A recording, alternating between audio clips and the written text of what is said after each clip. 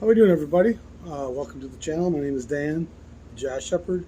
Today we're talking Tone Poet, which means I should get 3 times my normal views. Obviously, this isn't a forced Tone Poet episode. This is a natural, organically driven Lee Morgan Infinity release. A huge Lee Morgan guy. He's one of the guys that transformed me in how I listen to jazz.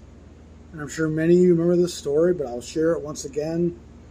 I've been listening to jazz for 10, 12 years and thought I got it. I thought it was about that virtuosity. And boy, these guys are great musicians and technicians. And it was so distracting from actually feeling what the music was truly about. And coming from a rock and roll background, virtuosity was always that statement of ego and ability and talent, and actually got in the way sometimes of groove and pocket in the song. Steve Vai records aren't great records with some great playing on them. Virtuosity can be a great distraction. Some of the most virtuistic players have a hard time playing a riff. And as a drummer myself, riff, groove, pattern, pocket, it's all absolutely essential. And virtuosity kind of exists outside of that. It's too busy expressing itself. It's too busy, look at me. I mean, the roller coaster of me isn't that the best place to be? Don't worry about everything else. And but that's how jazz sounded to me as a kid from heavy metal, as a kid growing up with Metallica and Pantera and all those metal bands with their intricate and elaborate solos and arrangements and time signatures and key time changes, like changing tempos and stuff. It was it allowed me to hear jazz in a very rigid kind of way, which also allows the Bitches Brew records to kind of make more sense to me. And it was when I was listening to John Coltrane's Locomotion on the Blue Train record, which I've heard 100 times by this time. And on side 2, Locomotion starts off, and Coltrane plays a great verse, pretty fantastic. Curtis Fuller comes in, and Fuller's one of the most dexterous bone players of the era. He plays hard bop, probably better than any other trombone player. J.J. Johnson certainly wasn't just a hard bop player. And, I mean, the only players that you could probably even think of in the same stratosphere would be a guy like Jimmy Cleveland, who was probably the most incredible bone player you'll ever hear, but doesn't really fit into the hard bop camp too often. I mean, there's records of his that certainly merge on that, and Cleveland's on so many records that it's hard to kind of quantify Cleveland's true sound at times because he's so diverse in where he's recording. And a little of it is as a leader, and it's often as a leader where you get the best sense of where a player exists themselves. But I was listening to Locomotion, and Fuller comes in, and it's just dynamic, and it's fantastic, a very dexterous solo for a trombone player.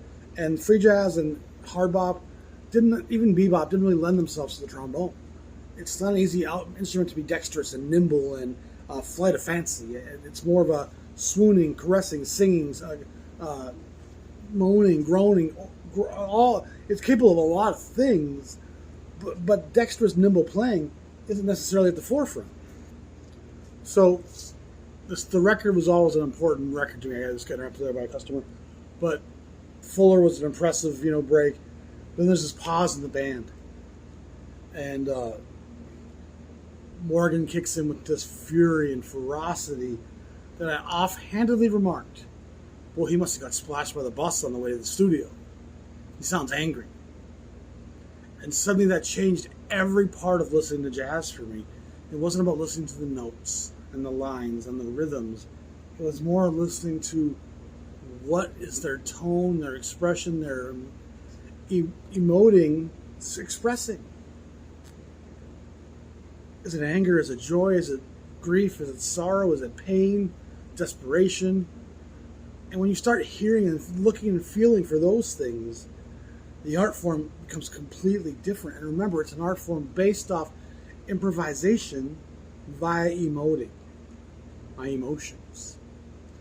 And when I heard Morgan expressing kind of that fierce intensity, that sounded like he was slightly annoyed about the pebble in his shoe. I was like, oh. And I had to rehear everything in the canon. I had to go back and rehear all the jazz. And some of the most potent and ferocious jazz is the hard bop movement. And some of the stuff on this record falls in that camp. This opening track, Infinity, reminds me of Caravan by the Jazz Messengers. Of course, Morgan was a Jazz Messenger off and on for a long time.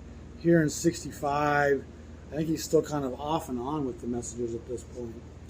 But he's gone his own way a few times and kind of resurfaces in the sextet.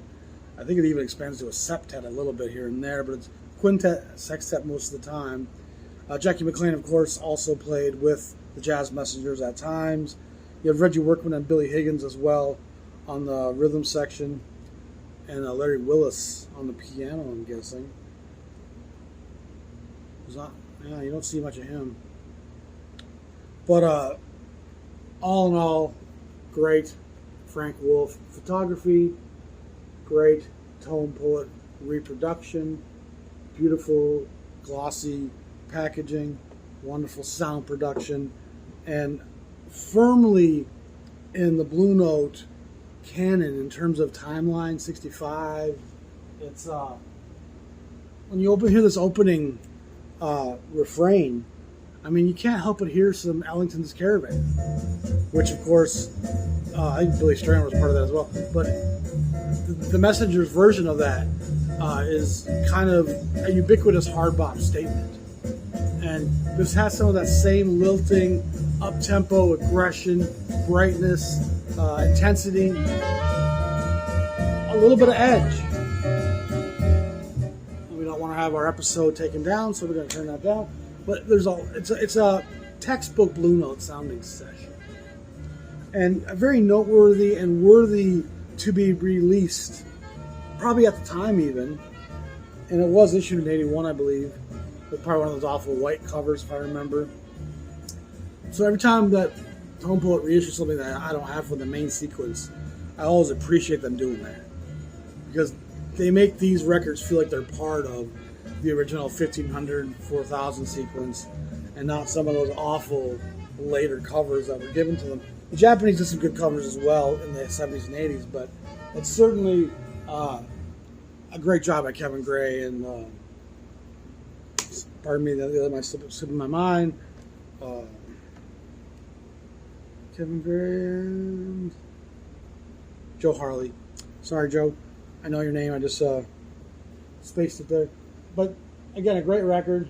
We'll skip it along into the second song, which is a bit more of a slower, bit bluesier, moody piece called Miss Nettie B. And I'm pretty sure I don't have the white cover of this, so I think this is my first time owning this. I've listened to it twice now. Again, kind of a slower, lilting, not quite a blues. Again, compositionally driven here, which is what separates us from the early hard bop days, where the early hard bop days were still taking show tunes and tearing them apart. Here's some Cherokee for you. Boom! Never heard it like that before, have you, Clifford Brown? I mean, it was pretty outstanding stuff.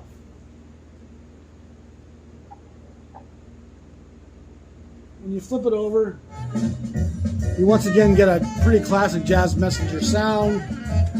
You also have the very astringent sounding Jackie McLean on this, which gives an edge to the stuff he plays with Morgan, especially in unison.